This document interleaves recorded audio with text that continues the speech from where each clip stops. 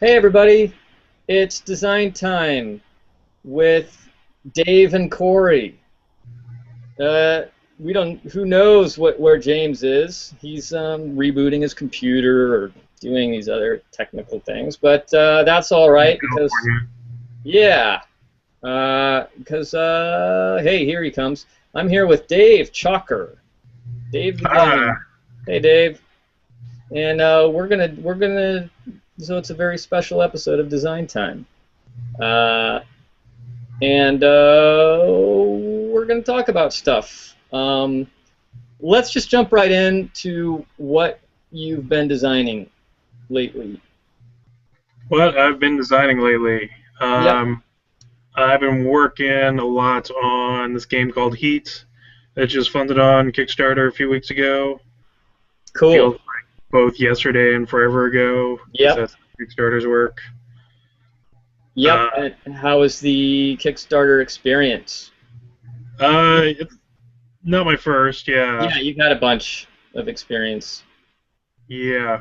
Um, this one was through Asmani Games, and so fortunately they handle most of the stuff that I really really hate. So that's a plus.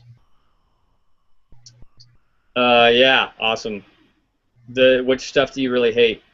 Uh, Answering questions, dealing with money, um, manufacturing, factory Yep, stuff, cool. which isn't part of the Kickstarter, but being on top of it and managing that level of things I've done, but I'd rather just work on the actual game stuff for a project like this, which is largely what I've done. So, and Cool. that promotion I don't mind. I just bug the heck out of people. Yeah, yeah, that's what it's all about, man. Yep, Bugging people. spamming. Yep. Do you? How long did you work on this design? I don't think I ever played any version of it, right? Nope. Yep. Probably came together almost right after you left, or Okay. Yeah. All the good stuff started happening right things after. really started to come together at that point. Yeah. Yep. Yep. Well, Um, I knew that would happen. yeah. Uh, yeah. This game. I want to say September, October-ish last year was when I actually started on it. Because I know I brought it to, like, I didn't have it at Gen Con, but I brought it to Metatopia in November and was testing it with people there. Cool. Uh, yeah, so it's come together pretty rapidly as far as these things go. And, it's like the basics of the game came together, like the very shell of the game, I guess. A lot of that was together in that first playtest, but then there were some pretty big leaps at Yeah. stages of development that while I was still kind of the same game, it was way better and required. Um, there were some new mechanics and twists and stuff that came from development.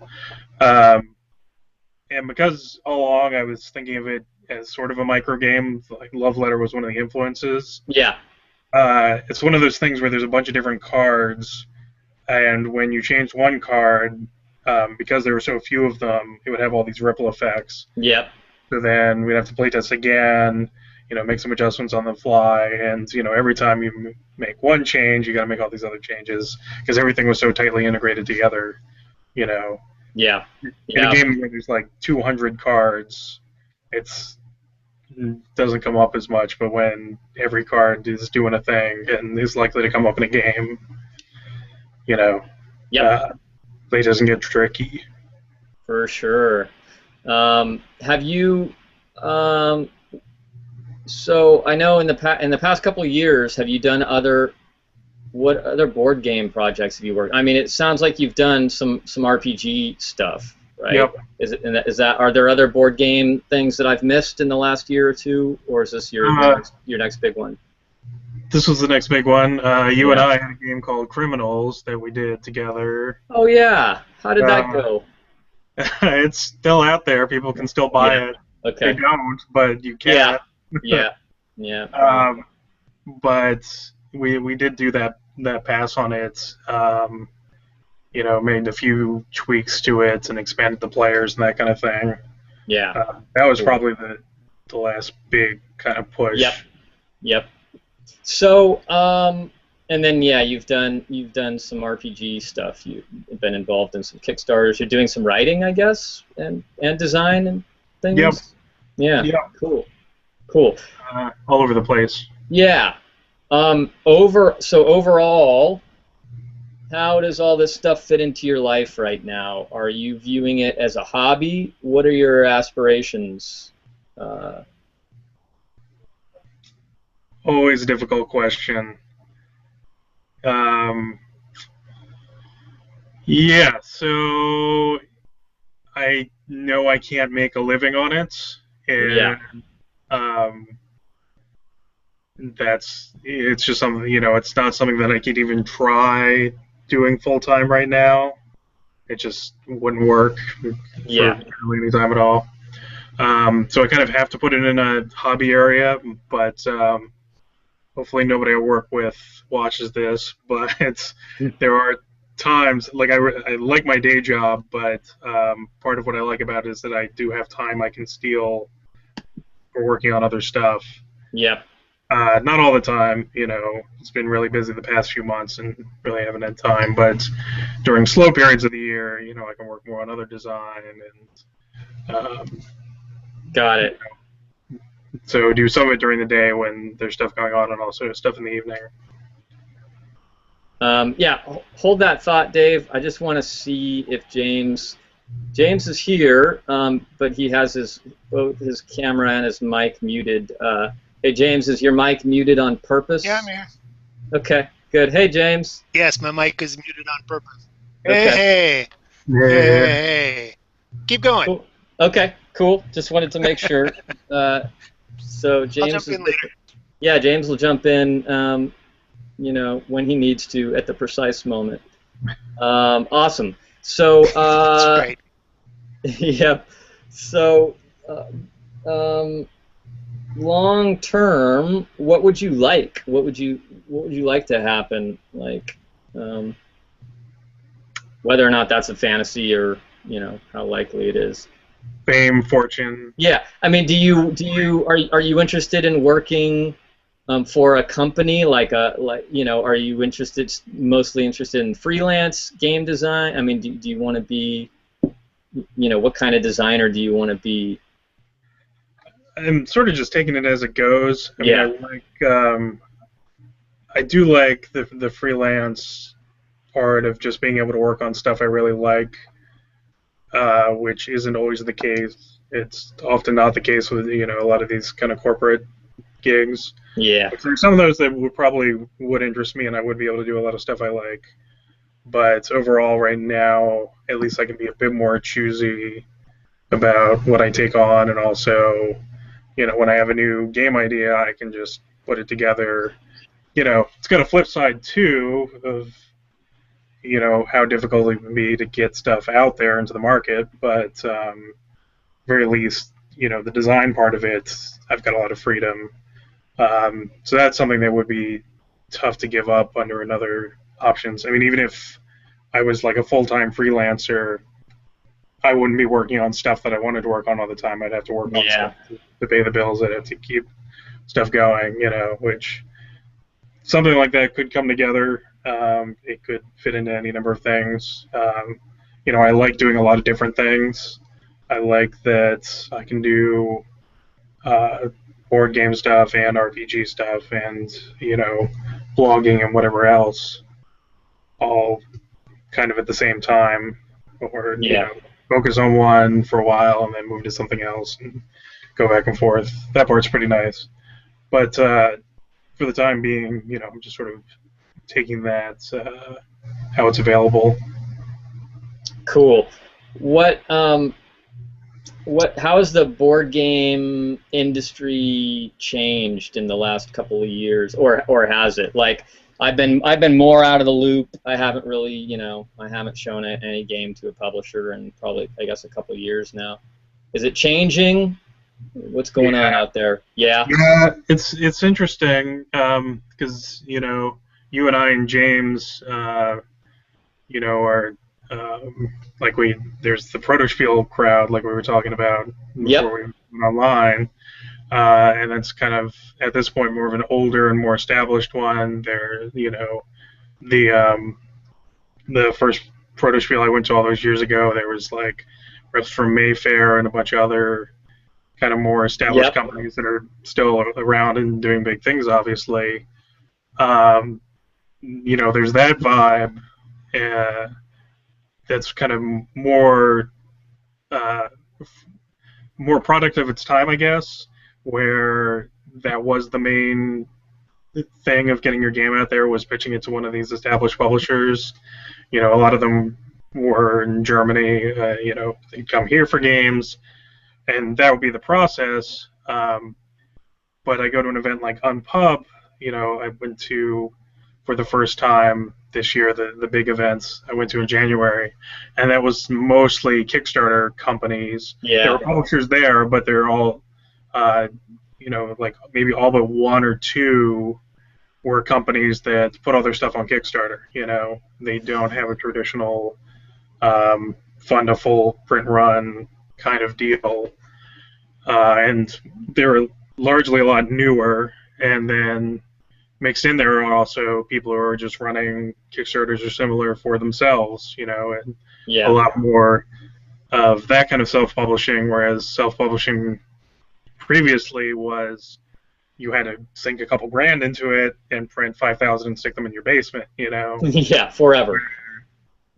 for a bunch of reasons, that's not necessarily how it is anymore.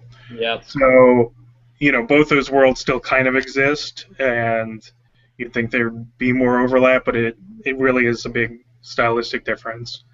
The big example to me is, this thing that keeps coming up about releasing your game as a free print and play thing online before pitching it to publishers. Mm. And, a lot of these companies that are newer that come from Kickstarter are like, yeah, no problem. I want to see that there's an audience there first. And this is a good way to show that, and they're perfectly happy or Yeah. even encourage that. But The old school. the old school, like, no, we want to be the Yep. first to put this game out into people's hands, get that extra boost. Yeah. Don't show this to anyone else before you show it to us, kind of mentality. Do you think that is just going to become more and more not viable? Like, do you think that's just the dinosaur way of looking at things, or is there room for both? Yeah, I think for the time being, there's both. Obviously, there's bigger game productions that aren't going to work in print and play capacity anyway. Stuff that has a lot of bits, that's bigger. That's more involved, that has Yeah. custom stuff in it. Yeah, sure. That kind of thing is, until say 3D printers get to be super cheap, is not going to be something we can do at home easily.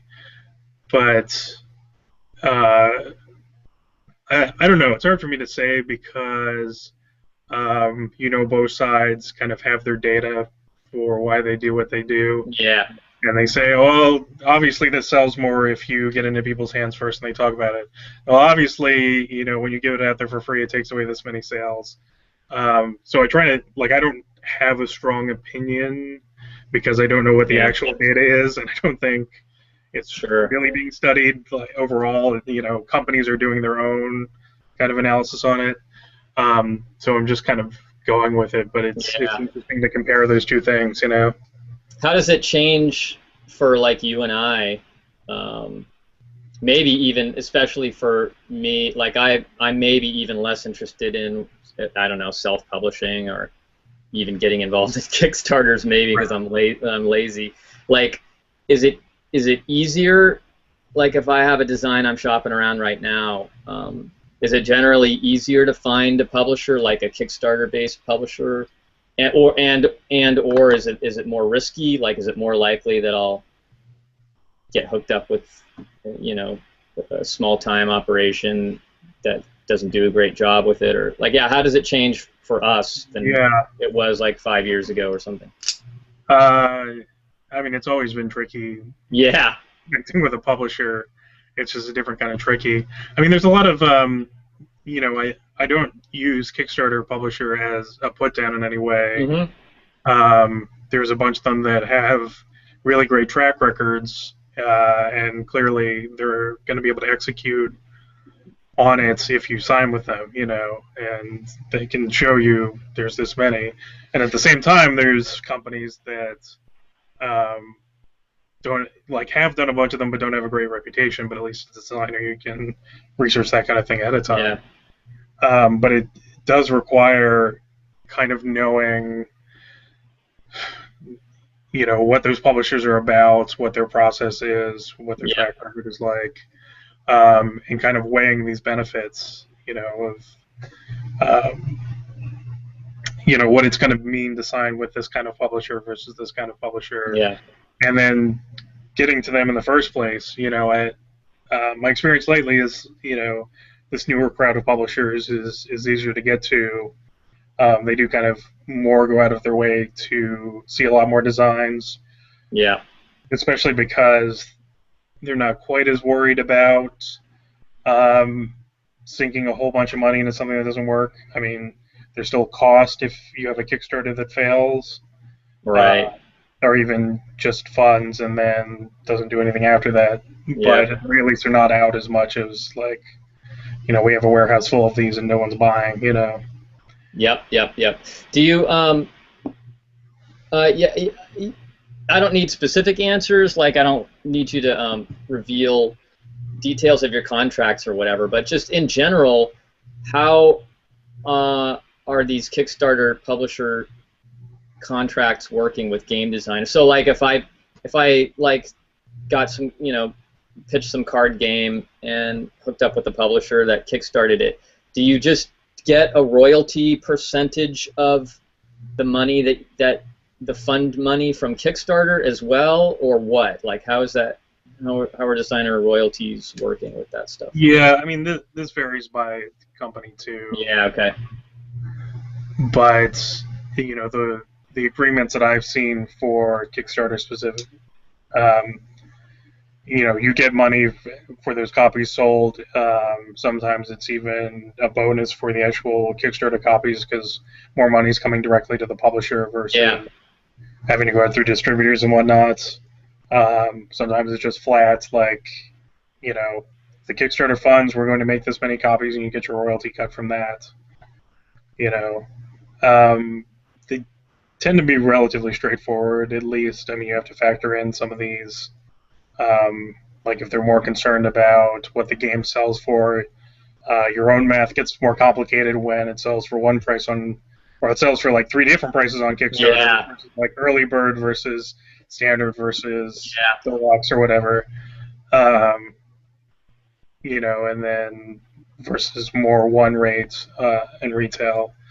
But it gets even more complicated, with Get Bit, that's signed with Mayday, and they've done other games kind of with the same theme.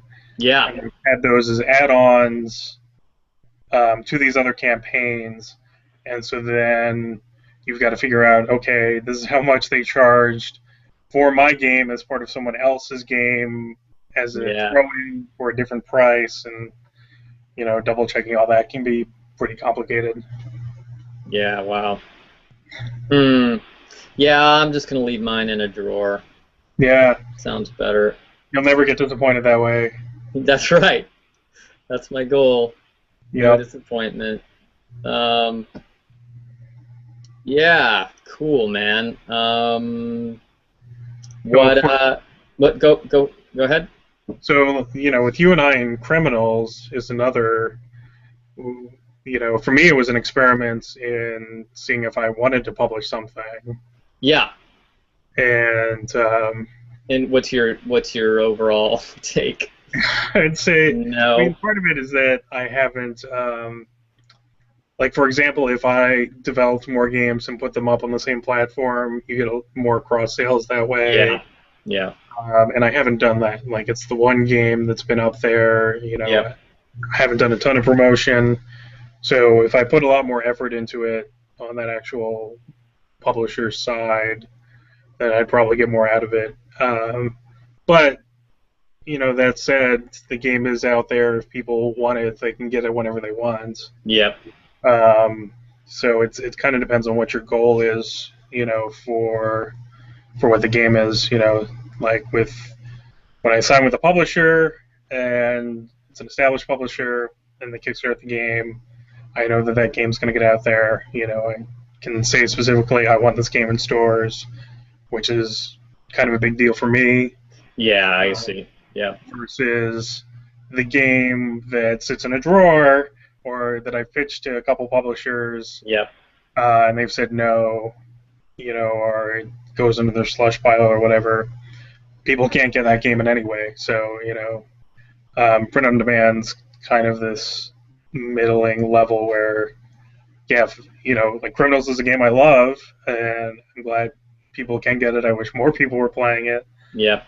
But, at least it's available for the people who want to get it. Yep. Yep. Hmm.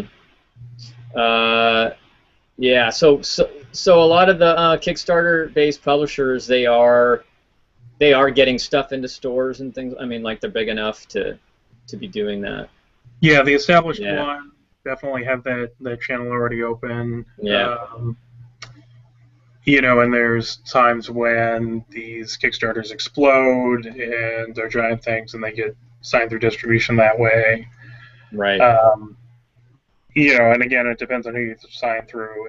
And, some companies that are smaller aren't going to care at all about distribution. They're just putting their game up there. So again, it's a matter of still doing your research, which is how it was, pitching to all. Yep. In the olden days of when we were kids, 8 or 9 years ago or whatever. Yep. Cool, man. Well, well, feel free to jump in if there are topics that James and I have talked about in the last couple months that you're itching to talk about. But I was going to ask sort of like what you are, what you're itching to design. Like, what are your, like, what game doesn't exist that you want to exist right now, or what do you think about these days? Yeah, I always have a bunch of those. Yeah. Between them, and then sometimes they actually get to prototype, and then it doesn't work at all. Yeah. Yeah. So one, I would say, breakthrough I had recently that I'm hoping pans out. As kind of a joke, I always talked about doing an expansion to Get Bit that had action cards. Yeah. And that would be the Jump the Shark expansion. Okay. We had run its course at that point, and I figured out a way to do it that's actually pretty fun. Awesome. So that's been sent along, and we'll see about getting that made into a thing. But there's actually like a water skis card for being able to jump in the game, but also like various pirate accoutrements, and they all have different effects. Yeah. And in a way that I think is pretty balanced. So actually making that happen was a big one. I've wanted to do more Get Bit style games. There are people that are running away in a line, and there's a psychological element.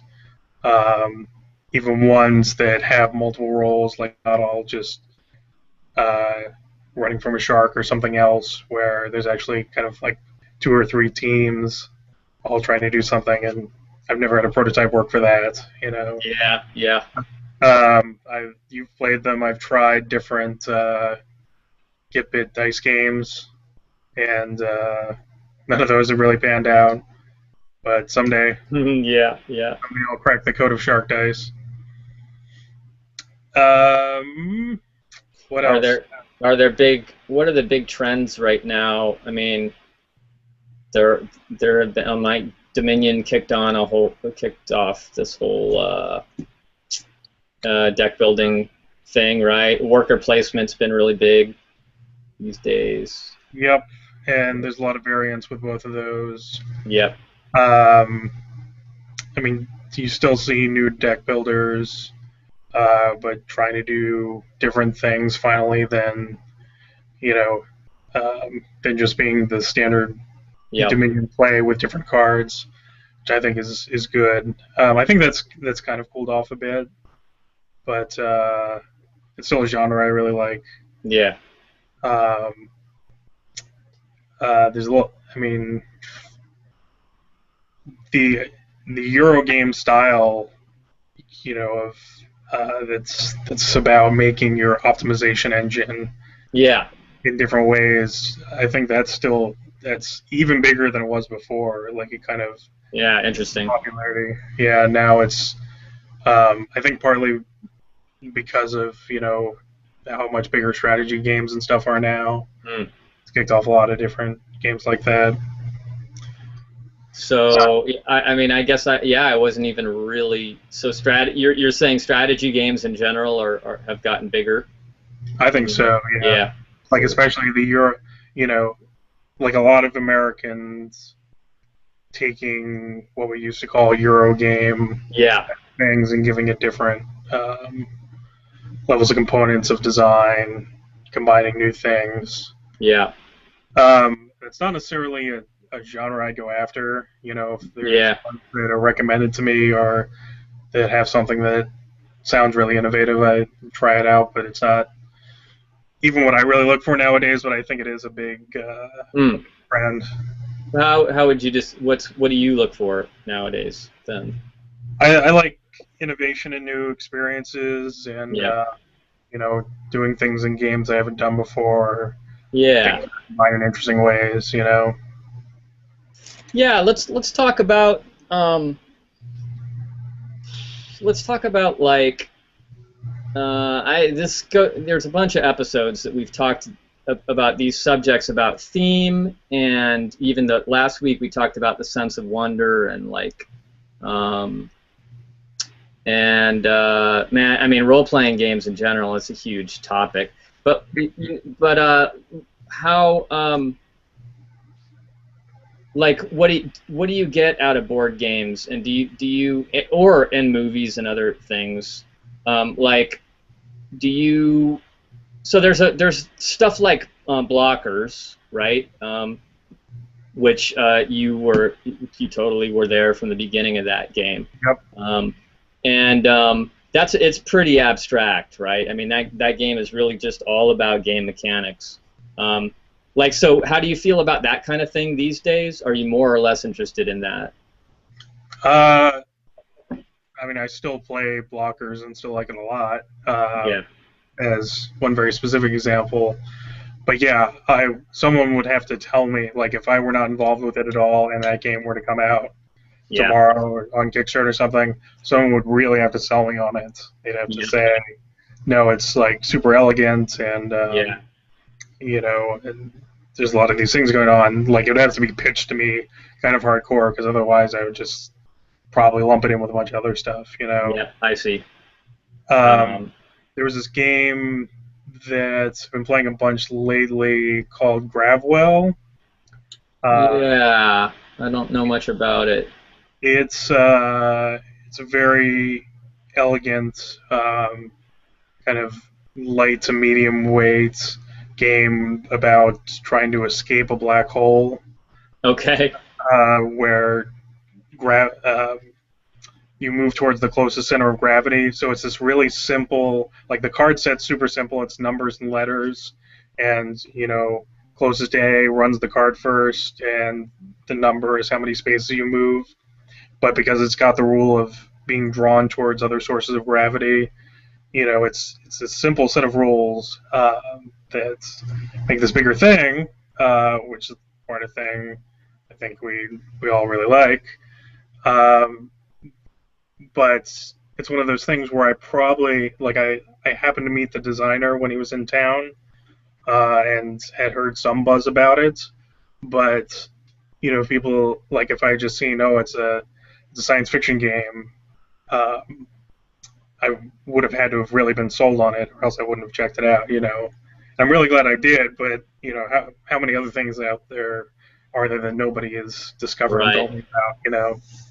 Well, so that particular game, like what you described there, sounds pretty mechanic-y. Hmm. Like, is this is it a does it give you, is it a thematic game as well? Like, does it manage to be, or is it pretty mechanic-y overall? It's pretty mechanicky overall. I mean, Yeah. the concept of gravity and how it works, and that the cards Yeah. are elements, that are powering your ship. Yeah. Um, Okay. there's the theme So, and the mechanics work totally together, yeah. but the theme by itself is not a draw at all. Okay. Though I love science fiction stuff, Yeah. but Yeah. Do like spaceships on a board doesn't do it by itself. Yeah. How we talked about disappoint. James and I have talked about disappointment in games. Like, how often do board games, in particular, give you a satisfying thematic experience, or I don't know, emotional experience, or something like that? Do they satisfy you, or not, or you're not even looking for that? Yeah, I mean, a lot of it for me is about um, creative problem solving in ways. Uh, As a player? as a player, yeah. Yeah. Okay. So I like games where I can experience the game in a different way, that rather than it being like a strictly math problem, Yeah. um, isn't going to do it for me. But the like bluffing, double bluffing kind of stuff often Yep. does it for me, because I'm figuring out people, and people are very complex, Yep. and how a game plays out. When a game gets history, and you use that history to assess what to do next, Yeah. and ways to tackle the goal in different ways, and new strategies to try, that kind of thing. Um, is what I look for, and that's the closest I get to an emotional experience in that kind of game, I would say, in a Yeah. board game. Yeah. So would you make a distinction, so what kind of distinction would you make between board games and like role-playing games? Are role-playing games more emotional in this sense? I don't always know where the line is, other Yeah. than um, I'm embodying a character, or a lot of characters, or I'm investing in a story in a very traditional sense. Yeah. Whereas board games don't tend, like, they give history, and things develop, and they're they can be very compelling in that way, but they're not the same kind of things I latch on to, uh, Yeah. it, when thinking about them as a story. You Yeah. know, they tell a story, but it is not the kind of story that um, I have the same kind of emotional investiture in. Yeah. Do they how do they how do those feelings that you get from role-playing games compare to like traditional fiction, or whatever you want to call it, just like read books or movies? Um, are they similarly powerful? Are they powerful in a different way, or a similar way, or like, how do you characterize that? Um, yeah, it's a tough question. Yeah. Uh, because RPGs are so much more participatory.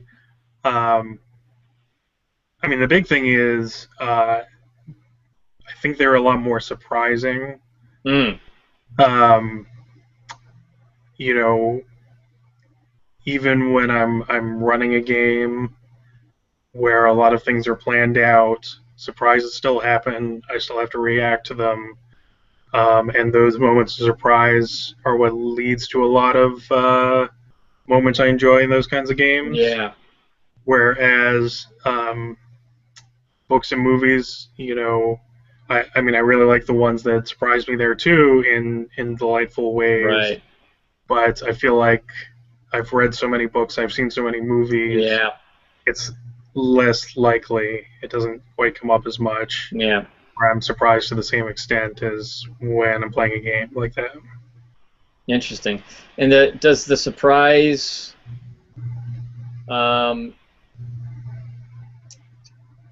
like does it I mean I assume it those surprises come from the sort of improvisational nature maybe, or the fact that like it's a different kind of surprise you're talking about than the kind of surprise that can come from like a really mechanic-y board game, right? Right. Yeah. um, It's a different. Well, it goes back to this whole thing with people being complex, right? yeah. Yep. Um, when I'm playing with 5 other players in an RPG, they're all contributing to the central story in different ways and in ways that I couldn't figure out that play off each other in different ways. Whereas that does happen in some board games to varying extents, but by and large, you're bound by the rules of the game you're playing, what can actually happen within this framework. Yep. But it's why I really like games like the Werewolf family of games, Yeah. where you're drilling into like what people are thinking and like, oh, you did that, which might mean you did that because you did that. Yeah. Um, and the strategies that you try in those kinds of games is all interpersonal, whereas in a board game it's all within that shell. Within those, yeah, within the sort of abstract game mechanics. Right. The Where? interaction of pieces on a board. Yep. Yep. Um, do you so do you have a feel for so you kind of know, I don't even know if I totally know what I mean when I talk about the sense of wonder, right? Yeah. But you and you're a little bit younger than I am. I'm curious, do you feel like it has lessened any for you in your life? Or do you feel it as strongly now or less strongly than you did, 15 years ago or whatever? What's that like for you? Yeah, probably. I mean, in general, A little less? yeah. The example I would give right away is I'm a lot more curmudgeonly about what games I want to spend time with, Yeah. or own and play a lot. I'm much more like I want to play new games. I want to play new games that interest me, but I'm more likely nowadays to play the same like 4 or 5 games that I really like over and over and over again. Yep. Instead of being like, no, I got to try lots and lots and lots of different games. Yep. No, I'd rather just play the games that Yeah. still have areas to be explored that have a lot of these factors. And what are those games for you right now?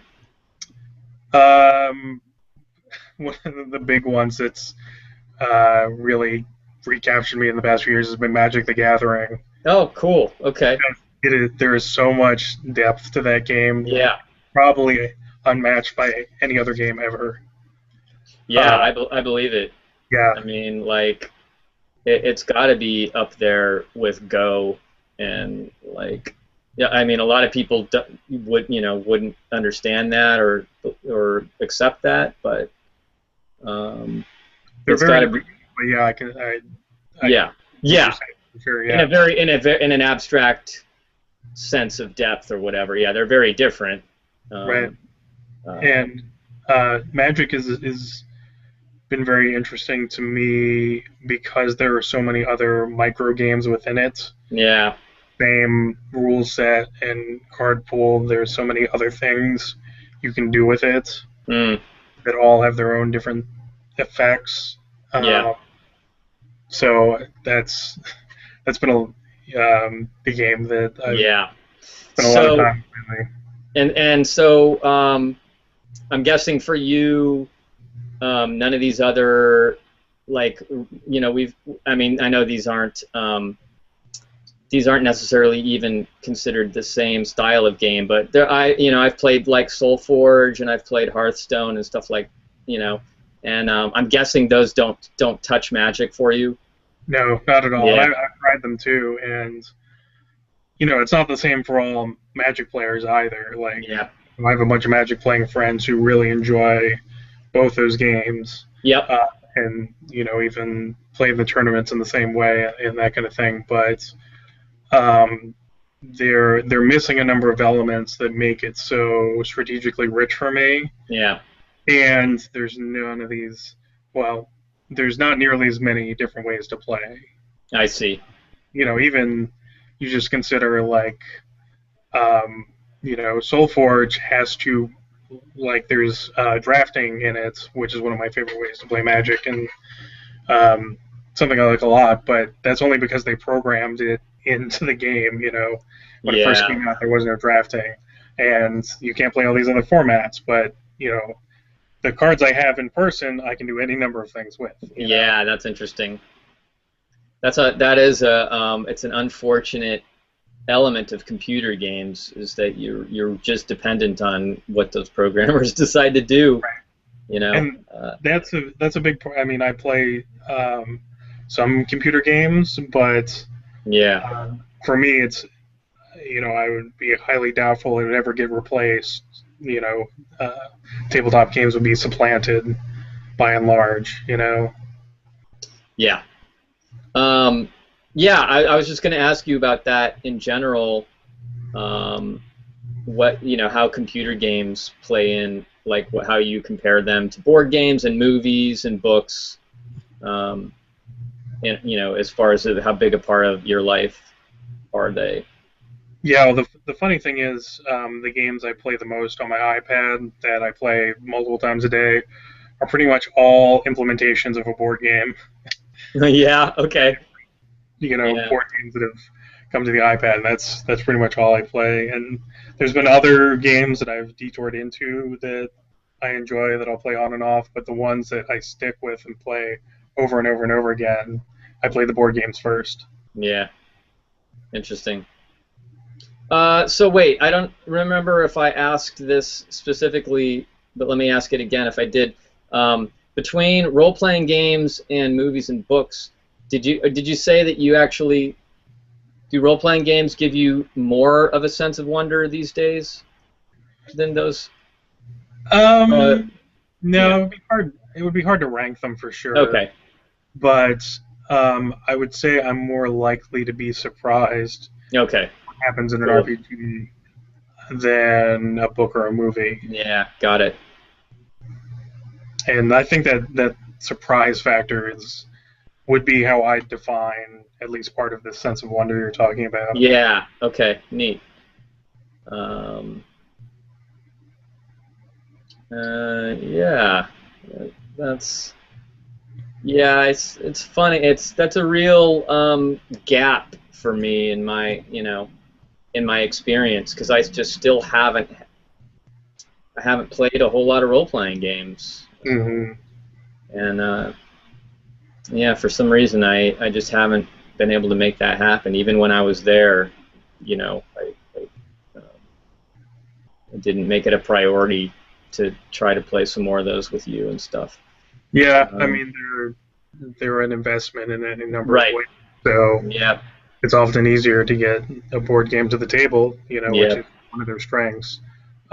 It's probably part of why I lean more towards shorter games without a ton of setup time, because there's a point where I'm like, well, actually, I could just play an RPG that will give me a better experience, and for the same amount of time, and yep, do new things. Not always, there are exceptions, but that tends to be the slot for me, is short to medium games. Yeah. And then beyond that is an RPG. Got it. Yep. Or it's Talisman, which is kind of in that fuzzy area. Talisman. Yeah, that's right. I meant to, like, do you play, or do you know anybody who's playing the digital version of of Talisman? I, a few people have tried it, but Yeah, yeah, yeah, yeah, I don't think it would be quite the same. I know. Yeah, yeah. It's in person still feels better. Yeah. Uh, hey James, you got any questions? Yes, I do. Can you hear me? Yeah. Yes. Okay. Yeah, I've been drifting in and out, so I've heard part of the conversation, but not all of it. But I'm pretty sure that you probably didn't ask Dave what I want to know, Yeah. which is okay. So first of all, how's E? She's great. Sleeping. Good. She's sleeping. Okay, that's good. Then you can talk about her while you are while she's sleeping. Now you didn't need to talk about her, but I'm curious to know uh, how your design, or if not your game design, then any of your other hobbies have been affected by your relationship. Hmm. Um. Yeah, that's an interesting question. Um, she really wants me to help her design a game about dog agility, which I actually think is a great theme. Uh, Dog agility. yes. Tell Okay. us about dog agility. Does that mean like those like? Well, just tell us about it instead of me guessing. Okay. You probably guessed right. She with our dog goes to these agility competitions that have courses set up. There are their jumps, they're running through tunnels, they're up on kind of these suspended platforms with ramps. Um, some of them have like like jumping through hoops and kind of stuff. But they all there's like a bunch of different types of games for them. So like when she goes for a weekend, she'll play like 4 or 5 different kinds, not just like different courses, but the courses have different rules about like some of them you're trying to rack up points by doing a certain amount of thing in a certain amount of time. Some of them you're running more of a prescribed course. And there's actually this, and I only half understand this myself, um, Mhm. like how all the rules work, and some of them, like a big part of it is planning which a route is going to be at a time. Like they give you a sheet that says for this round, here's how the course is going to be set up, and then you're figuring out, because they're all timed no matter what, but some of them care more about time, some of them care more about like not messing up as many times before you get to the end, that kind of thing. And you have dogs, right? And dogs at some point will just do their own thing depending on how well they're trained. But also because they're different breeds of dogs, some of them have edges in speed and a turning radius and how big they are, and how fast they can take things. Like there's weaves, which are these poles that they have to dart through, like zigzagging. So it is great uh, fodder. Like Yeah. there's so many levels there. Like you could make a tabletop game for. But I haven't been able to nail down actual mechanics for it. Now that's kind of funny because you would think that the mechanics would sort of just be implied, right? Like it would imply its own mechanics. You Right, don't find but that to be the case? no, because, or at least I wouldn't find it very interesting to just directly translate. Like, I think what makes that, fun sports wouldn't necessarily translate directly onto a tabletop, Yeah. like I'm thinking Okay, of it, so yeah. yeah, it's interesting that you mentioned sport because that's immediately what came to mind when you brought that up as sort of an issue. Do you find that's probably a generally a problem in sports board games?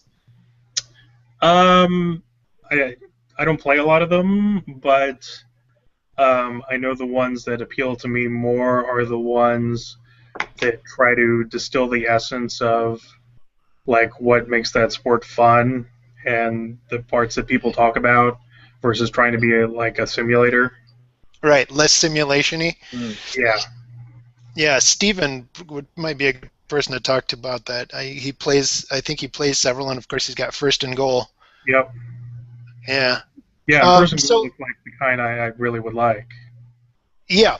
So and so that's pretty interesting that she's got this. That she would like to collaborate with you on this. Hmm. I I I'm also interested in even a more general sense of and maybe this is asking too much, but if you project back before this relationship, perhaps to a time when you were not in a relationship, and think about sort of your attitudes toward both game design and any of your other hobbies. I don't know. Is it more fun when you're in a relationship, or is it making you think about different, like from a different perspective at all? Hmm. Does she help test your games, for example? And what kind of feedback do you get from her that you don't get from other people or such? Um, right. She doesn't tend to test my games. Um, she will like, she's played a lot of Get Bit and some other stuff, but in general, we both just have a bunch of hobbies and they don't always overlap. Um, I'd say the one thing that I really think about more is audience in games. Um, in that, she and I met because we're both gamers, um, but we like different things in games, and always have and have different tolerances for different things. Um, and so just extrapolating that further, I tend to think more about like, who is this game specifically for? What elements are there that I may take for granted as someone who's played a lot of games, and not taking that for granted, and figuring out like, okay, here are the people who play it. Here's how they play it. Here are the things they enjoy and they don't, and even just being able to say, okay, this is not the kind of game that this audience is ever going to like, and that's fine. You just have to be clear about that. You know. And so that brings a couple questions to mind. One is, so when you're thinking now about audience, does that include anything to do with gender? And I guess the side question to that would be: Have you studied, or do you have an interest in like gender inclusive game design? And then Yeah. the second thing that it comes to mind is so when you are thinking about audience um, for a game, are you considering there to be sort of one audience per game, or do you ever try to design a game for multiple audiences? And are those specific audiences, or more sort of a more broader audience, kind of like I hear Dominic talk about? Right. First question is, yes, I care quite a bit about gender inclusiveness in games. The thing that it really drives me pretty up the wall when I see threads that are people like, well, what game can I get my girlfriend into, and that kind of thing. Like I know where they're coming from, and I appreciate um, spreading your hobbies and interests to your partner, but at the same time, like I don't ever want to think of those as like these are girl games and these are boy games, or these are real games and these are fake games. I feel very strong. Like it goes to this question of audience. There are guys that like all kinds of lighter, sillier games. Uh, there are both guys and girls like that. So I never want to think about games on that line.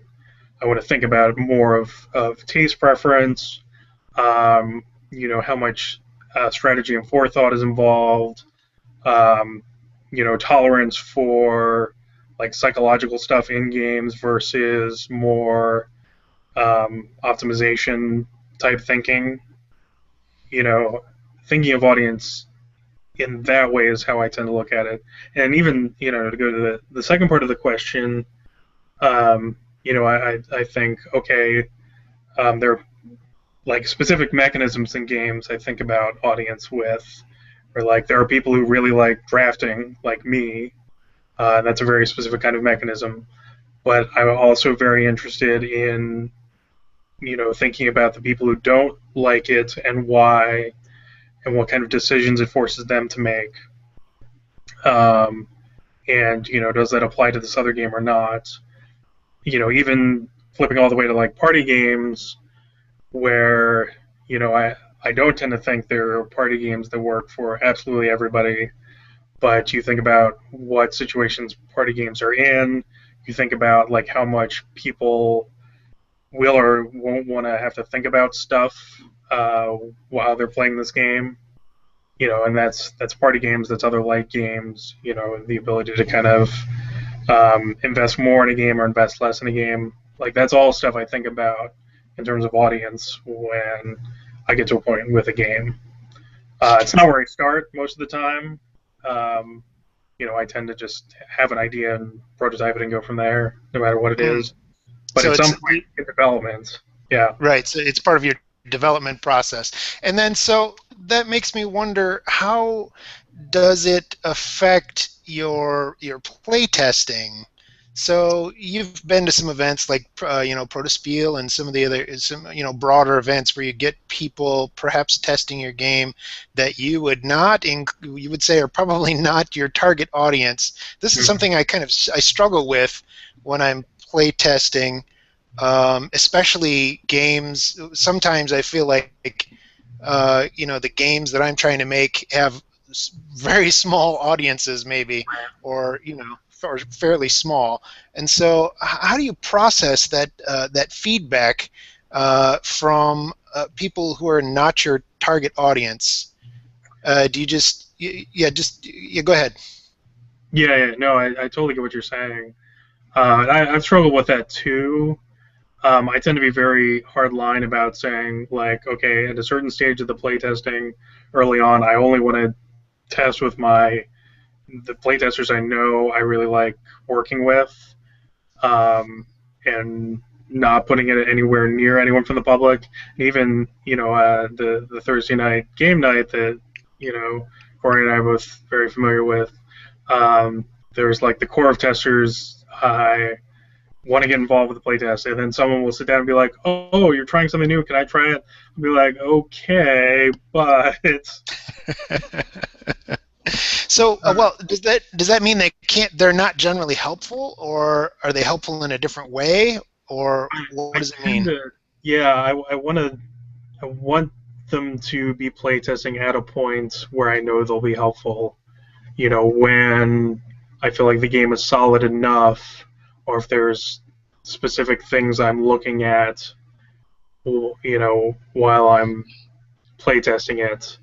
If it's just like, I have no idea if this thing is going to work or not, um, you know, then that tends to be a tougher sell.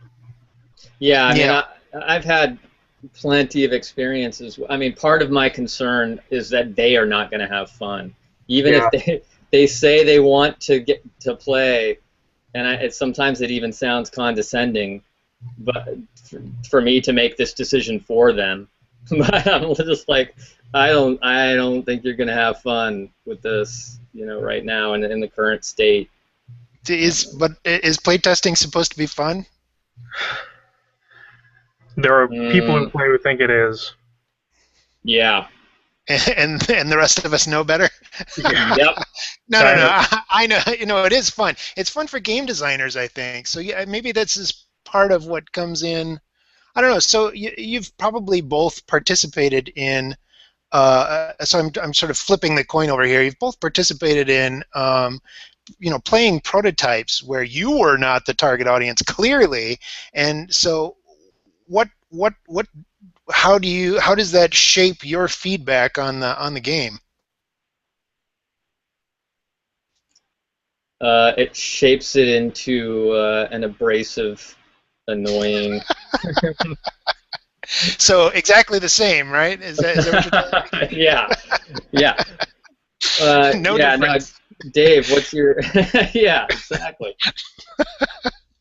Yeah, no, I'm particularly bad at that. I don't know, Dave. How do you feel about play testing games that you're not the target audience for?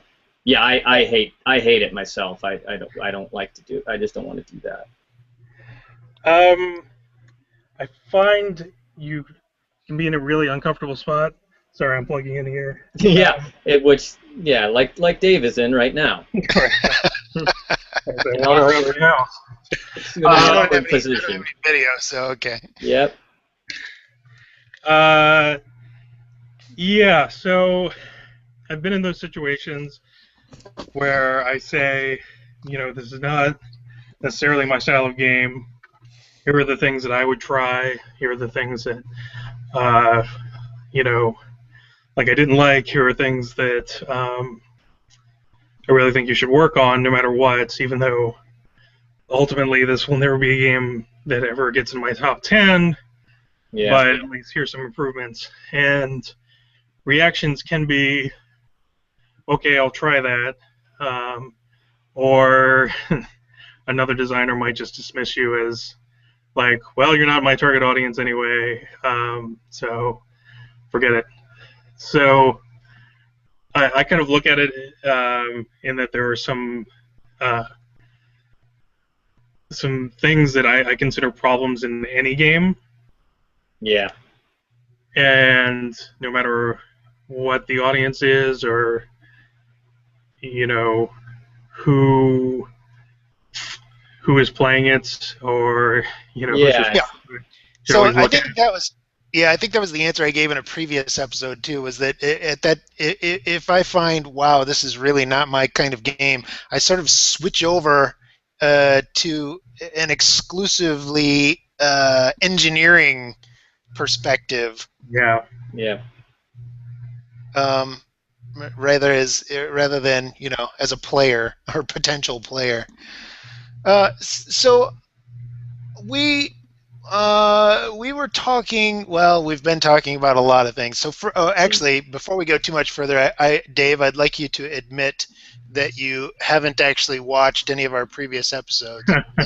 And then, uh, I've watched parts of some of your previous episodes, more than one. yeah, me too. So, some of the things we've been talking about recently, though, are we will eventually tie into game design. Like I heard you guys talking earlier about the childhood sense of wonder. Um, but Kory this week in an email made a comment to me that I had been thinking of something very similar, and it had to do with hope. Mm. And Dave, I want to start with you, but I'm asking Kory too. So how does your and this is a widening of my earlier question. How does your current life situation affect your experience of various media? I want to start with that. Hmm. Well, I would say that I get into better or worse moods, and then some types of media will appeal to me more at that time or others. There are times when I just want to watch a comedy. There are times when I want to watch depressing stuff, challenging stuff, etc. But Okay. So yeah, if we talk, so maybe movies and TV are a very easy right. piece of type of media to talk about. Are there any movies, for example, that you are always in the mood for? In other words, you would always be happy to watch X movie. I've got a short list of movies that if they're on, I will just watch them. Yeah, Okay. but it's a very small subset, you know, Right, um, of movies you enjoy. Sure. Okay. that I would always leave on. Yeah, um, but going back to games, there are games that I am more interested in playing sometimes because of emotional state, but I think it's a lot more rare, and they're games that are more likely to that I'm more likely to be invested in, that are more likely to cause like extreme frustration, where I'll be like, no, I've had too frustrating a week already. I can't even risk playing this and blowing up, you know? Hmm. Let's play diplomacy. Yeah. Like poker's a big one, you Poker. know. Oh, really? Oh man, poker. Yeah. Yeah. So, like, if you're feeling depressed or whatever, you just want to avoid poker. Is that what you're telling me? It's something like that, yeah. I just I know that, like, if I blow up, I'm going to lose hundreds of dollars, you know? I see. I see. But I mean, it's emotional as well. I mean, Yeah. poker can really make you feel like shit. You know, that's why I think it's the greatest game ever, actually. For you to play, yes. Yeah, But but no, it's not a good mix with depression or other sort of negative moods and whatnot. Yeah, which is why people are typically drinking alcohol while playing it. yeah. I mean, it's a crazy game, poker, man. Yeah. Okay, so let's just hypothetically say that you're. Yeah, go ahead, Kory. Well, I wanted to remember that whatever question you were about to ask, James. Sure. Dave? Can you give just like just a couple sentences about what your situation actually is, your life situation, as far as like, do you feel, how do you feel about the future? Are you feeling hopeful? Are you in a great place? Like, how do you feel as opposed to like 10 years ago in your life and whatnot? Hmm. I mean, you don't have to go into details. Just Yeah. I feel like I've been very busy for a very long time, Okay. and there are lull periods where I sort of recharge, but even then I often feel like I'm not doing enough, which is Yeah. partly Is that job related? it's partly job related. Job factors into it for sure. Mm-hmm. Part of it is that I have the kind of brain where I will seek out, like if I'm not doing a project, I naturally kind of seek them out and gravitate towards them. Yeah. And I sort of have obsessive streaks about that kind of thing too, where there's the thing that will kind of click and I'll want to just work on it, but there'll be other things going on. I'll have other obligations, possibly from previous projects and all that. So it's a state that, first of all, it doesn't, like, I plan to the extent that matters for what I'm working on. Where, like, if I know there's something I really want to work on coming up in the future, I mentally say to myself, okay, don't take on anything big coming up in X months, or I need to get this stuff done in the next 3 months because this other thing is coming up. But that's the zone where I often find myself, and it's definitely, last few months especially, like there's been tons of stuff going on. Busy. Yeah, busy. And how does that feeling of busyness affect your creativity or your enjoyment of games, movies, whatnot?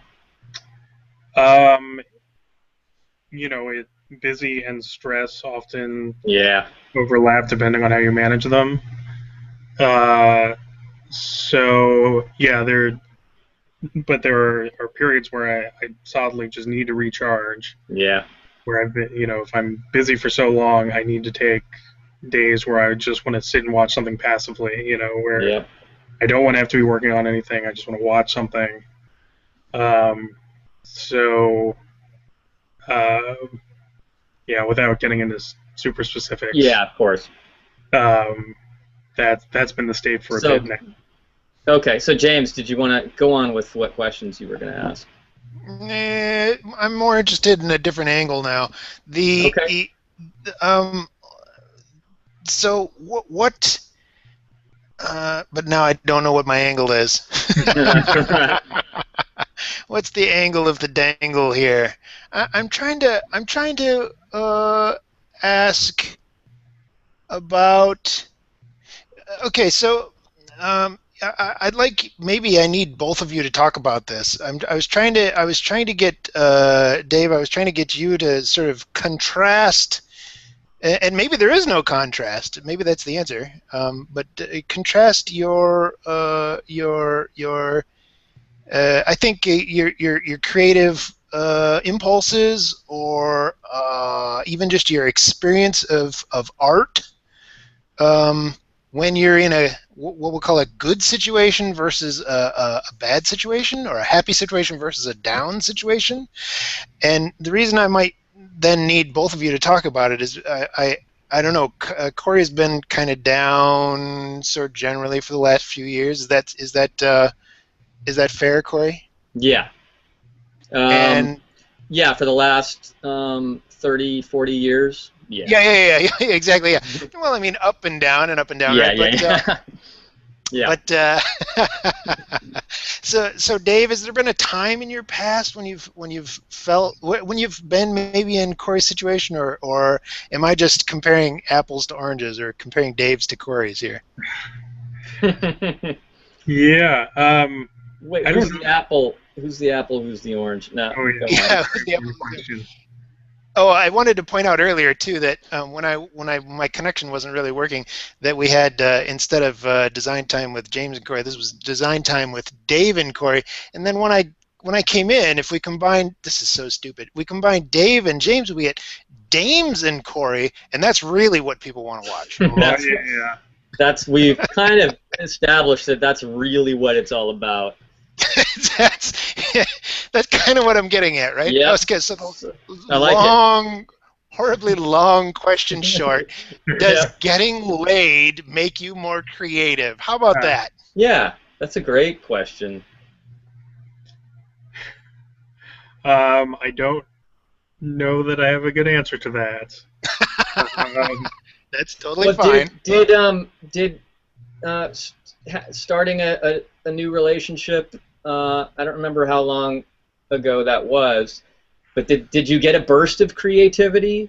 Then or now or both? You know, like, or a burst of hopefulness about life? And, happiness and any of those kind of things.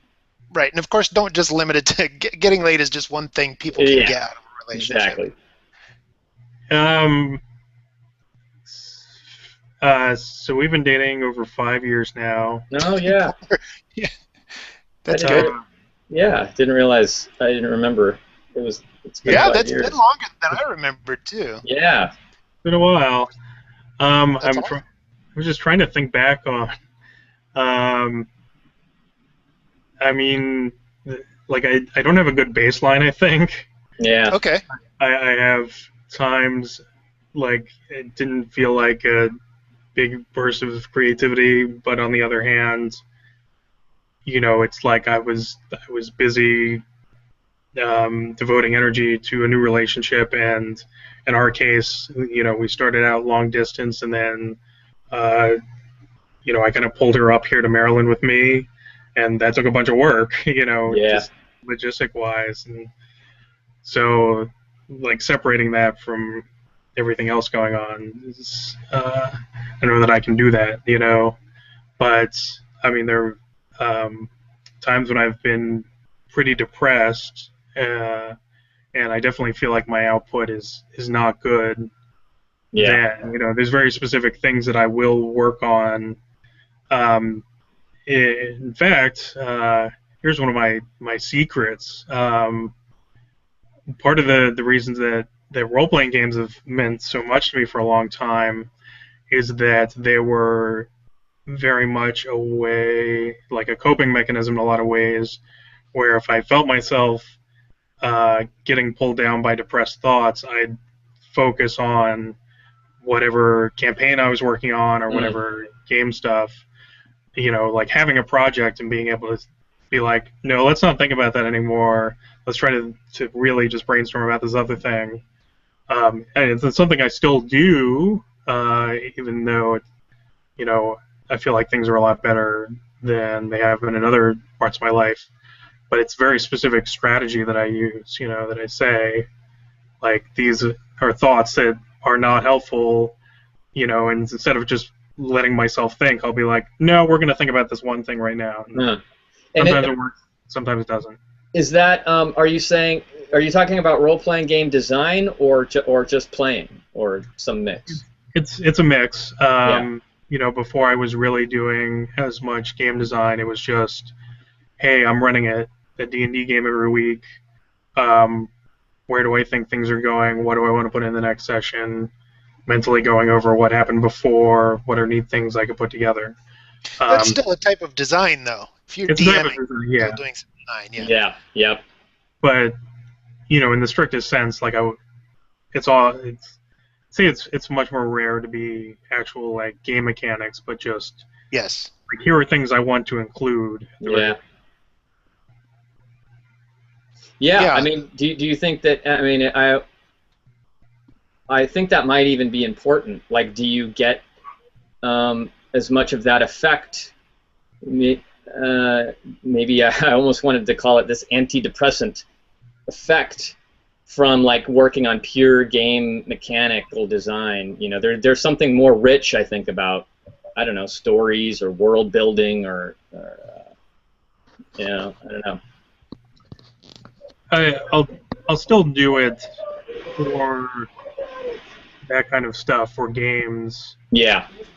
For the mechanical level, but it tends to be less about specific, like, like are these two things balanced, but more like, is this part fun? Is there another kind of thing I'd like to see? Yeah. Is there an area to this game like I haven't explored? That kind of more open question. Well, yeah, I guess what I was getting at there is the distinction. Like, so maybe you could say that maybe part of it is a distraction, right? Like, but I'm guessing that it's not just that. That there's actual qualities of either playing or thinking or designing scenarios or whatnot that might have that feed you in some way, that in a positive way. I'm wondering about what those might be, but I have some inklings of it. Right. I mean, it's definitely not pure escapism. Yeah, I don't think it is. Because, the effect of like reading a book is not nearly as distracting. Yeah. It's not nearly as effective. So yeah, it definitely engages some other part. It forces energy in one direction. Yeah. Mental energy. Not to get like I always feel weird about being like too new agey about it, but yeah, sure. But like, I have a finite amount of processing power, and if I can redirect it elsewhere, Yeah. Yeah, I mean, it really is like, I mean, I go back to poker is a great. I mean, I don't want to say that you couldn't use poker as a tool for antidepressant tool or something like that. Like I think you'd really have to be disciplined. Like I suspect that in general, like poker's not a great mix with depression in general. I think it can. For me personally, I have to stay away from it. Whereas I think there are qualities about probably RPGs in particular that are really positive in that way. I wouldn't be able to put my finger on it exactly, but if it was all just escapism or all just about a distraction, then poker should work just as well. Right. I will say, thinking about poker in this context specifically, or Magic is the other game I would play at a tournament level. I will definitely back through and think like, okay, here are the events that happened. What could I have done differently? What didn't I read right? So like kind of this post-mortem level to it has sort of that same effect, but it's not quite the same, but it at least broaches that same area. Yeah, interesting. Yeah. Um, So um, you've said that your creative output then affects your mood, right? Is that part of what you were just saying? Like Mm, you specifically shifted focus to this creative endeavor. So and then and what did that do for you emotionally? right. It's I It's wouldn't quite put positive, it right? like that. Yeah, but it's Okay, more how reactive. it's more reactive. Yeah, because it's So more does that mean you're creating defensively? I Because that think would be a very interesting thing to say. I think So that go ahead, might say be that. partly true. Yeah. That's really interesting. Uh, huh. what do you mean by that? What would that mean? Yeah, because Creating. I like to create offensively. And you do, my friend. Yeah, You do. absolutely. Some of the most, some of the most, Score. some of In the most offensive designs. Yeah, you would think that too if you played that last one. If you were here a couple weeks ago. Uh, yeah, I might have loved it. Um, the best No, offense nobody is could love that. no. That was one ugly baby. Nobody could. Yeah, But but anyway, yeah. what do you mean by this defensive or offensive design?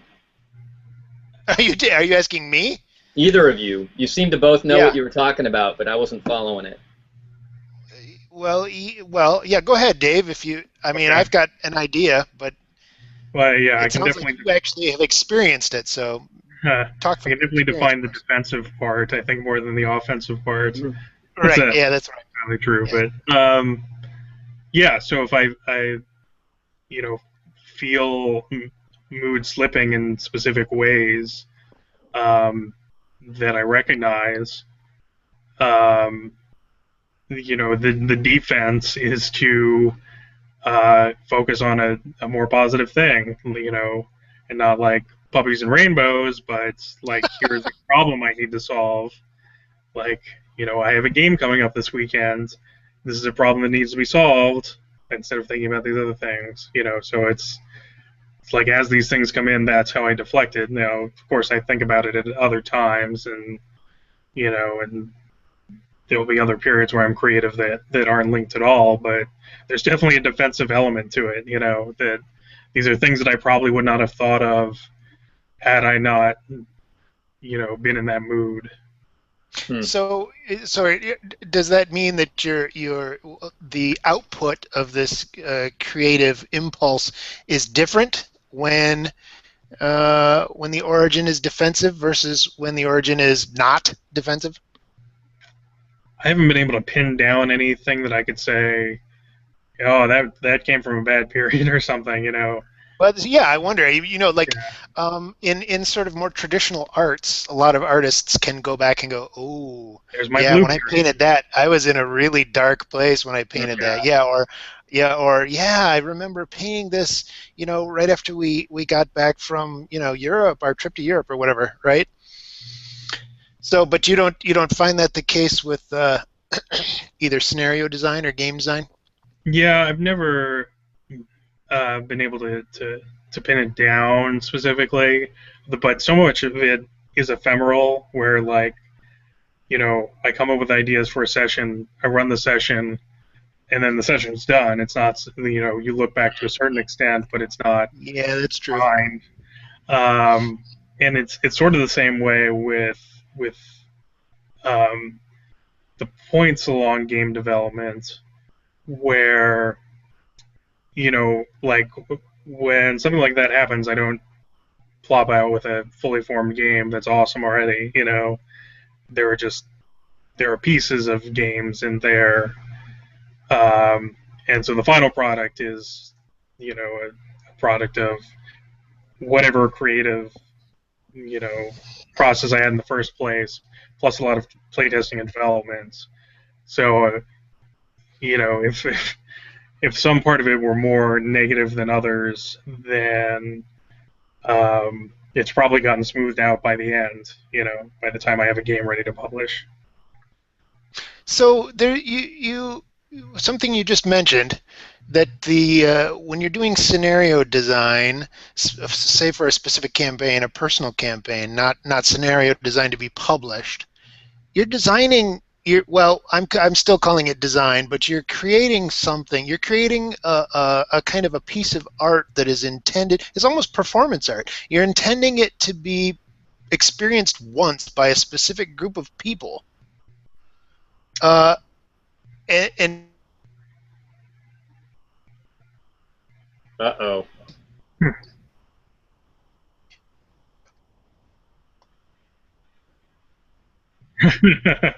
what does Both are uh-oh entirely mean? possible.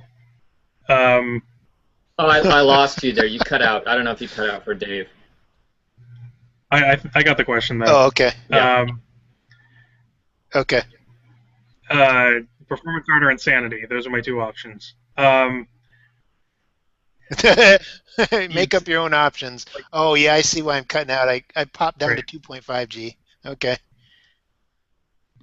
Hmm. Um, is So it is it both are the case? possible.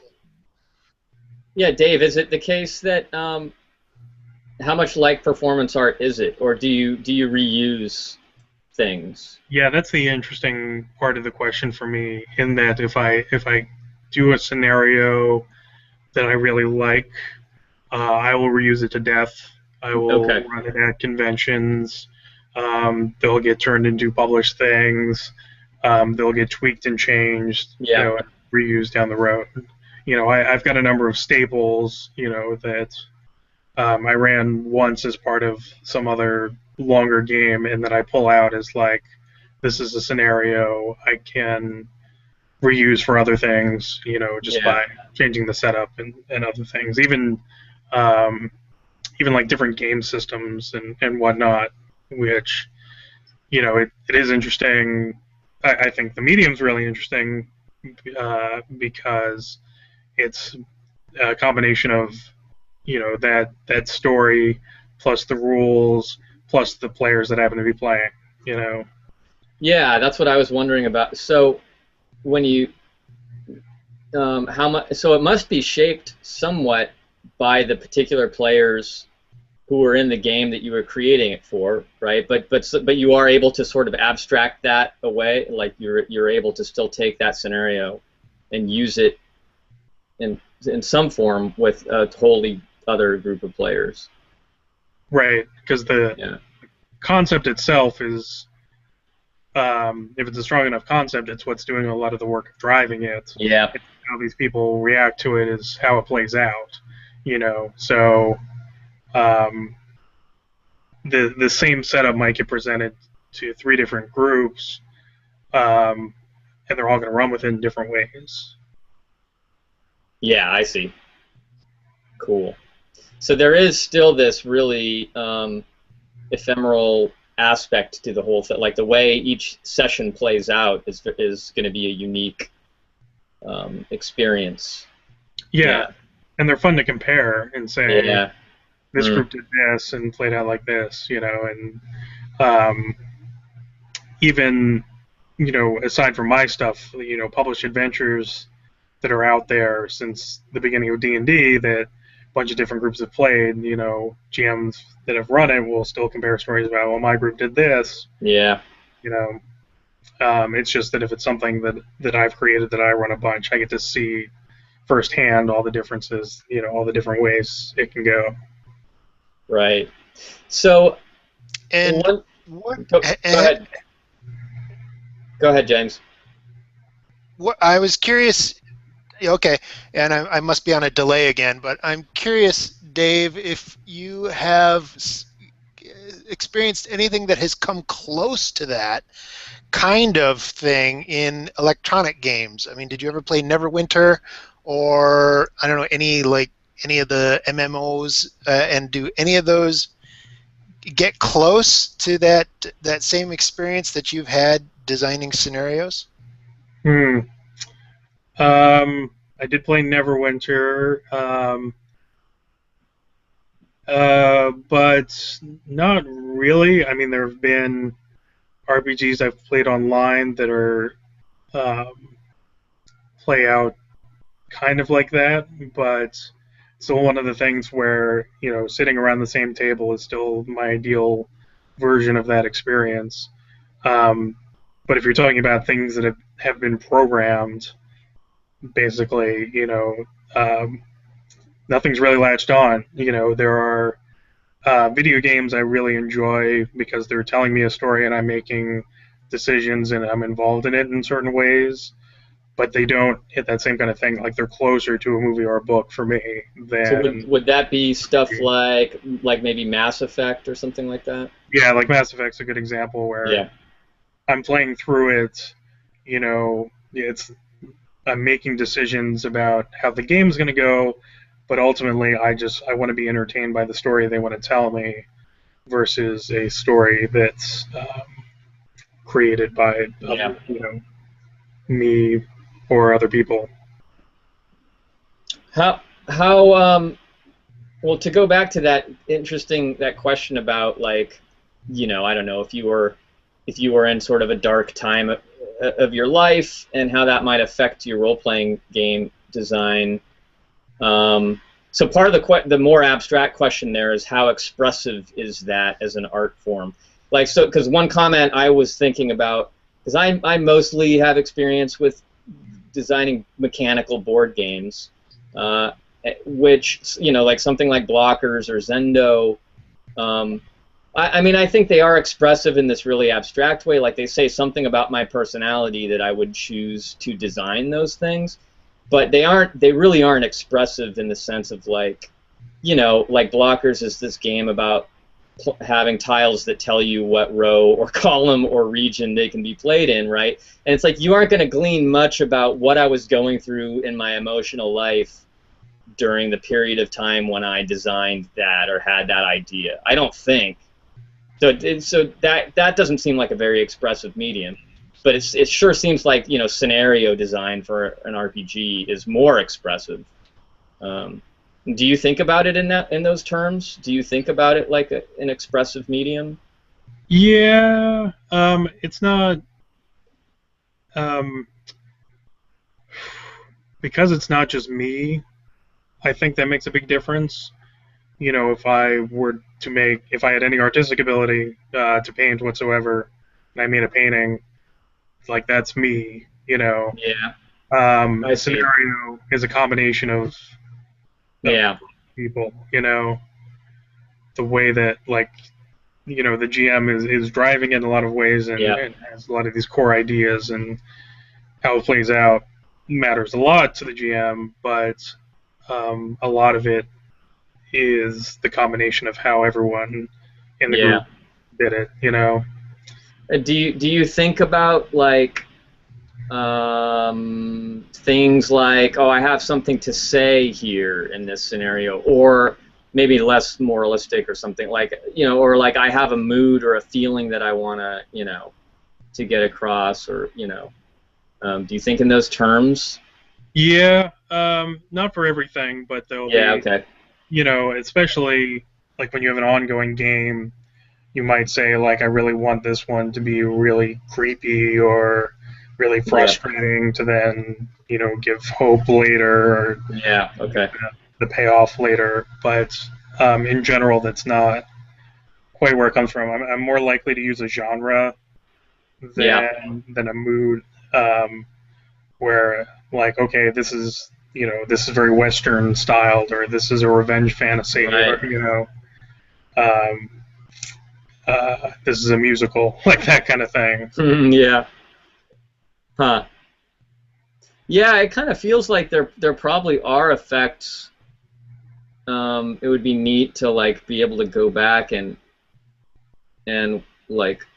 watch a bunch of scenarios that you've designed and run and correlate, look at what you were feeling at those times in your life, what was going on, and try to draw a parallel, see if how your life and emotions had an effect on what you designed during those times. Right. And it's entirely possible there is an effect there, but I'm just too close to You it to be objective. Yep, yep. But I mean, I think that would be good. if those effects were there. I mean, I don't think it would be a bad thing. I mean, it makes it an artistic thing. Like I said, I mean, I think abstract game mechanical design is also an art form, but you know. Right. Well, it's like I was saying, where the end product of a board game isn't like it doesn't come out fully formed really ever. The end product is a combination of you putting ideas down and playtesting and developing and then producing.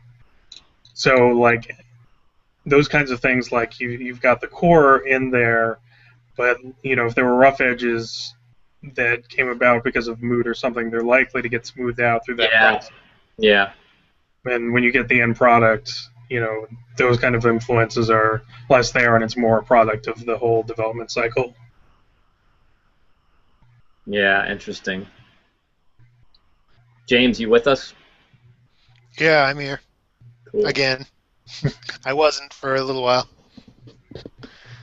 That was the brief period of time where Dave revealed all. Oh. Yes. He went full Monty, didn't he? Yep. That's all right. I don't have the camera on anyway. I can't see anything. Yeah. Later.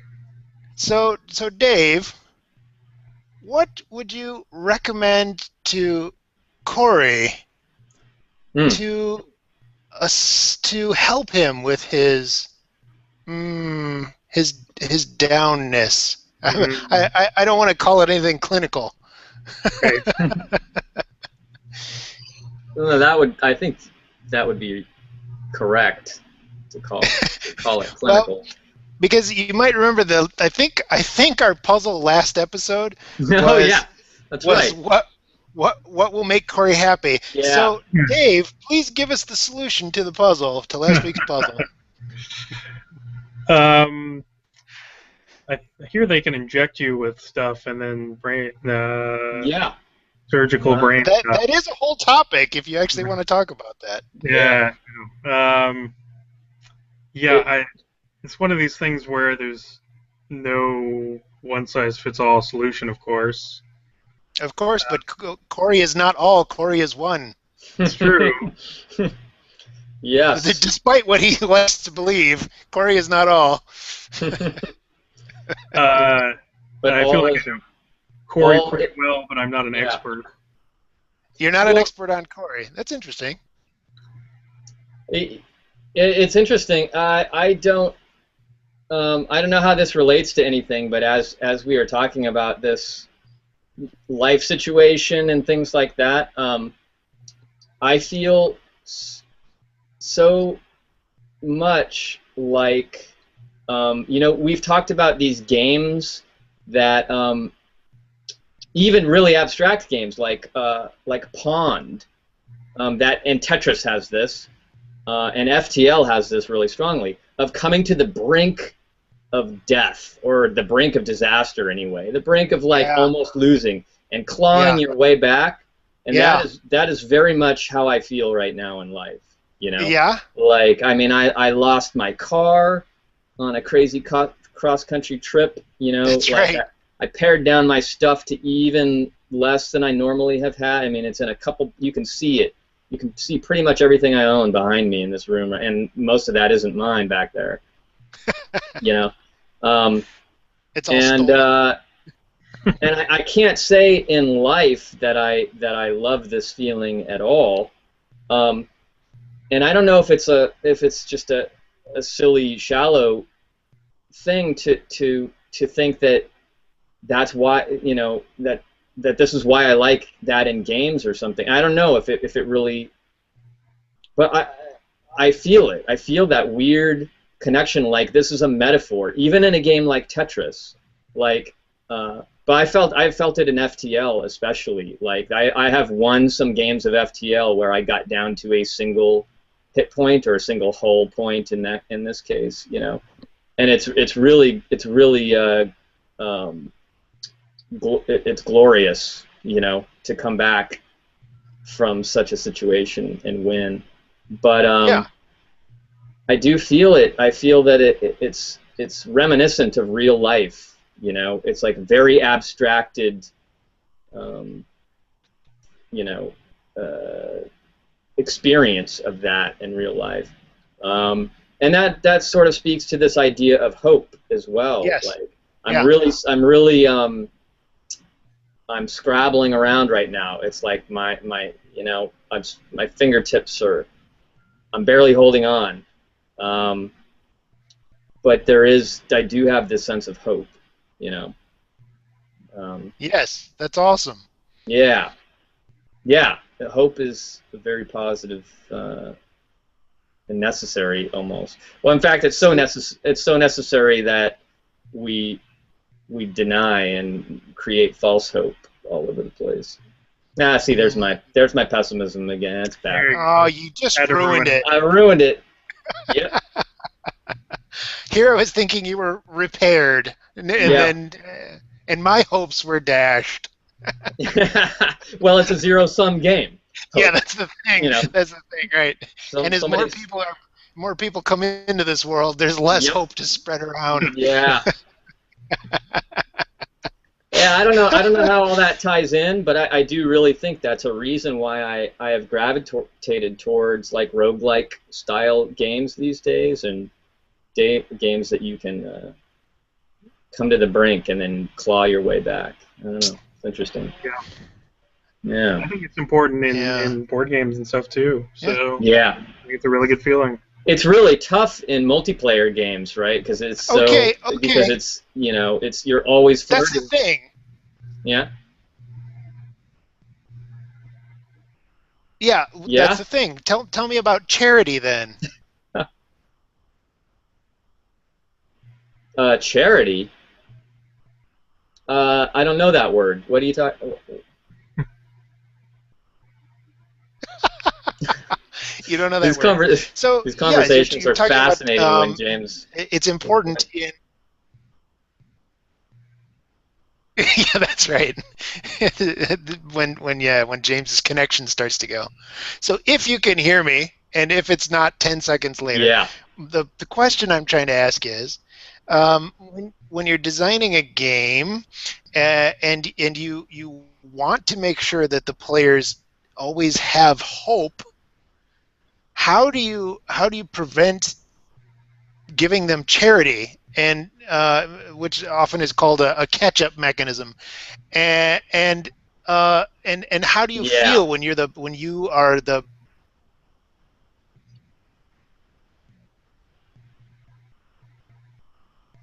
Yeah. The recipient of that charity, I think, is what he's saying, right? Hmm. Yeah. You just you just give up on board games. It's impossible to You make it just all flip work. the table over and Is that you're right? done. Yep. Yep. I think Dave and I have solved it. Yeah.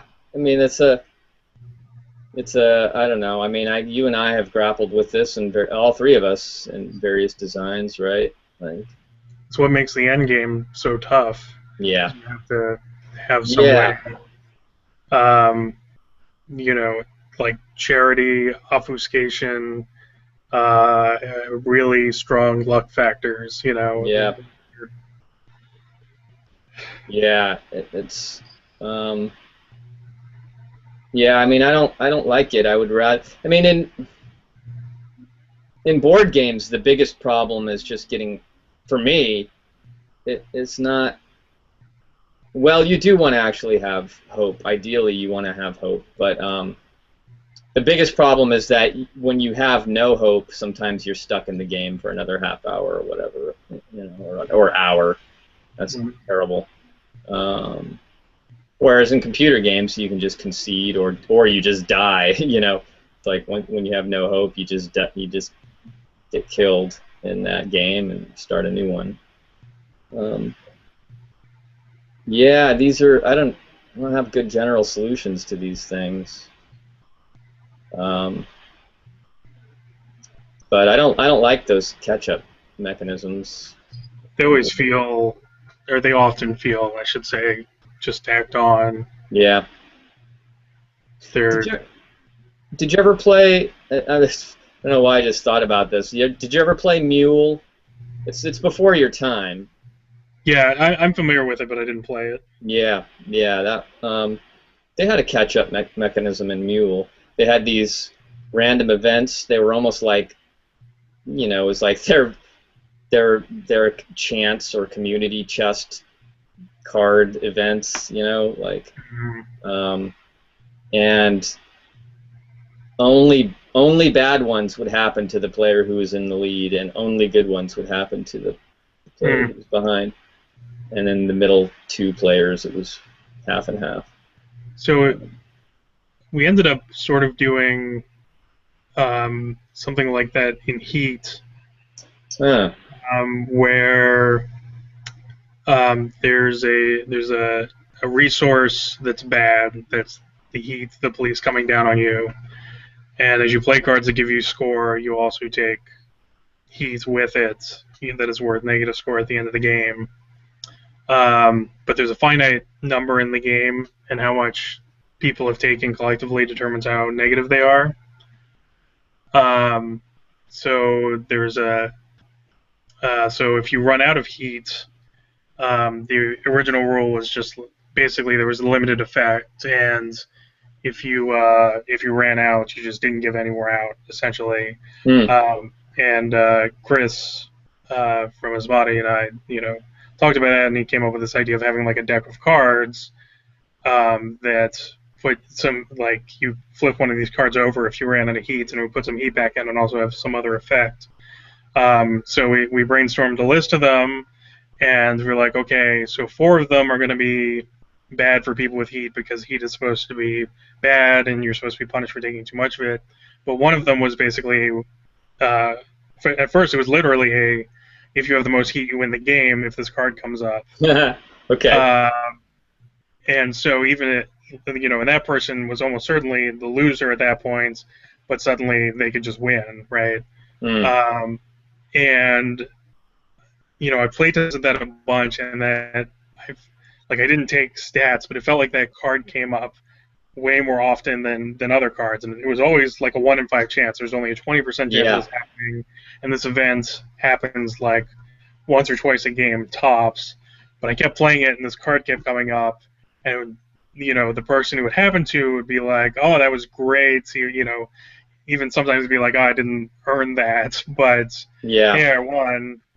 Um, Whereas other people would just be like, this is terrible. Why would you give the Yeah. win to the person who was losing? But, it kept them in the game.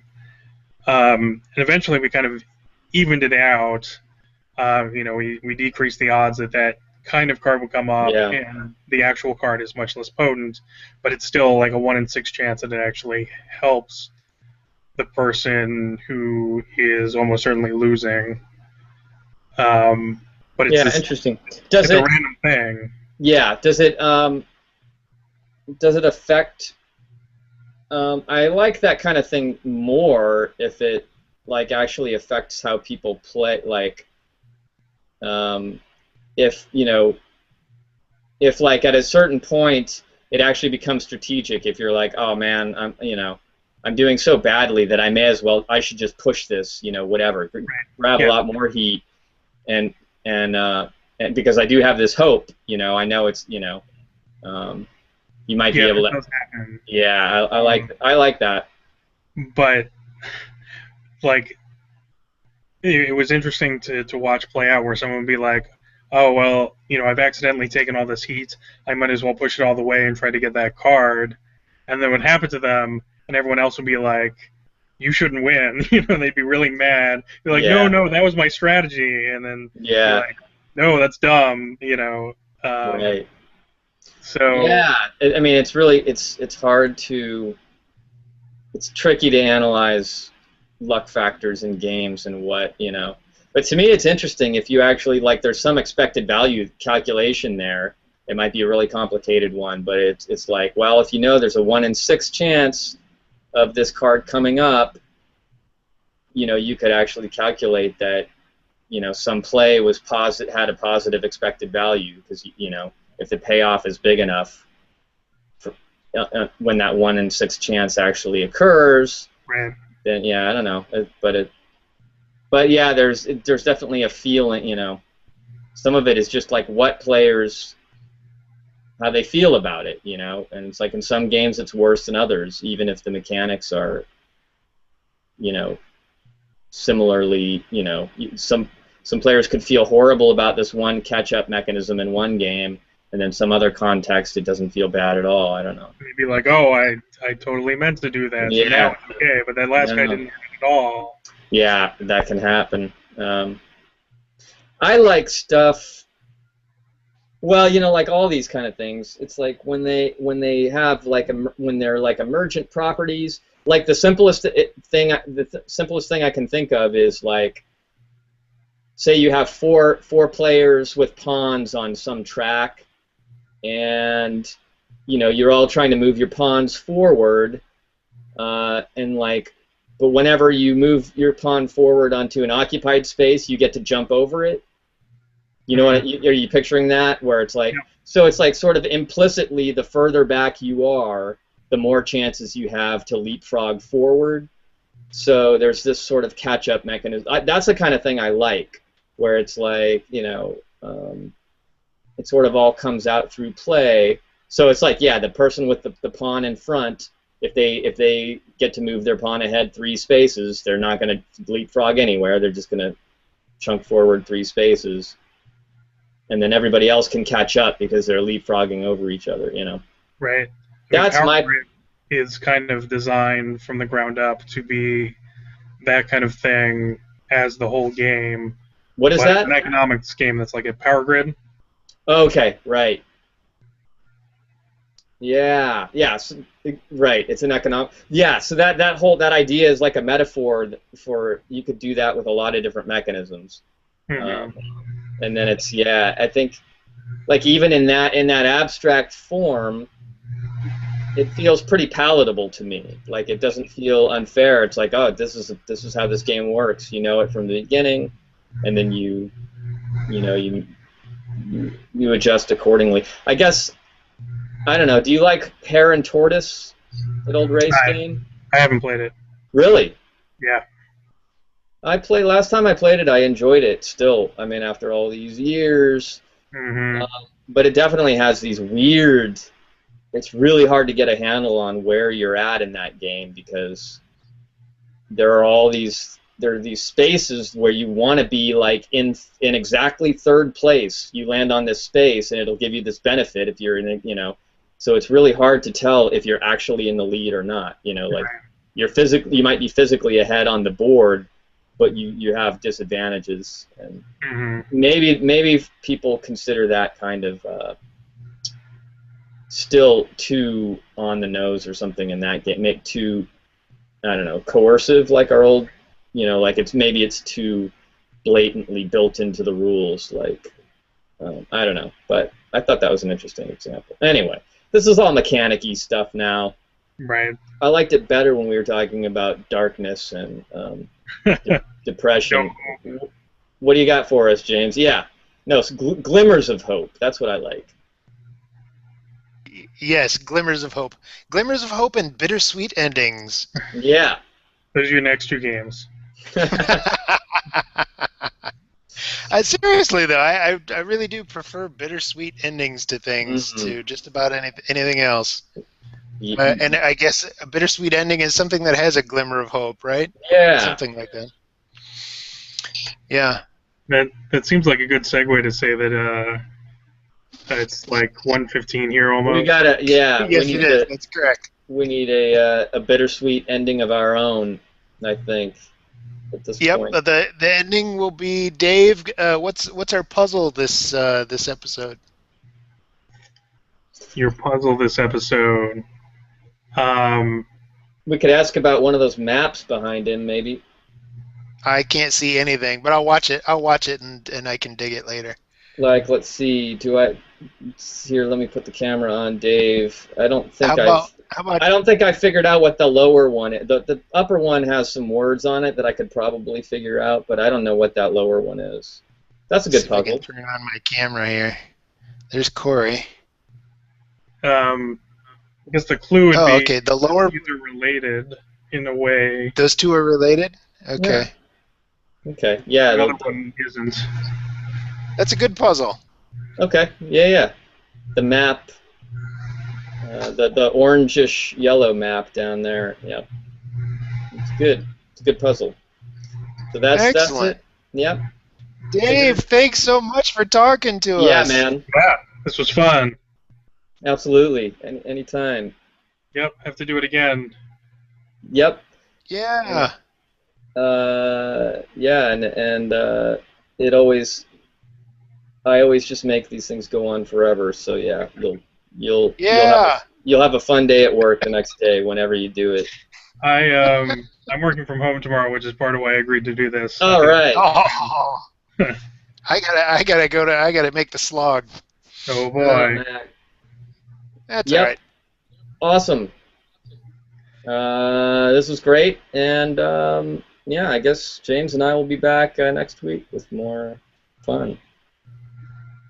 Cool. Thanks. I'm gonna Thanks for hanging. try. Yeah, I know. We'll talk about it. Yeah. But that worked great for me and Dave, and we'll And that's what's important. keep us posted on your fun life. Yeah. Thanks, Dave. Will do. Thanks, Yep. guys. See you soon. Yep. Bye. All right.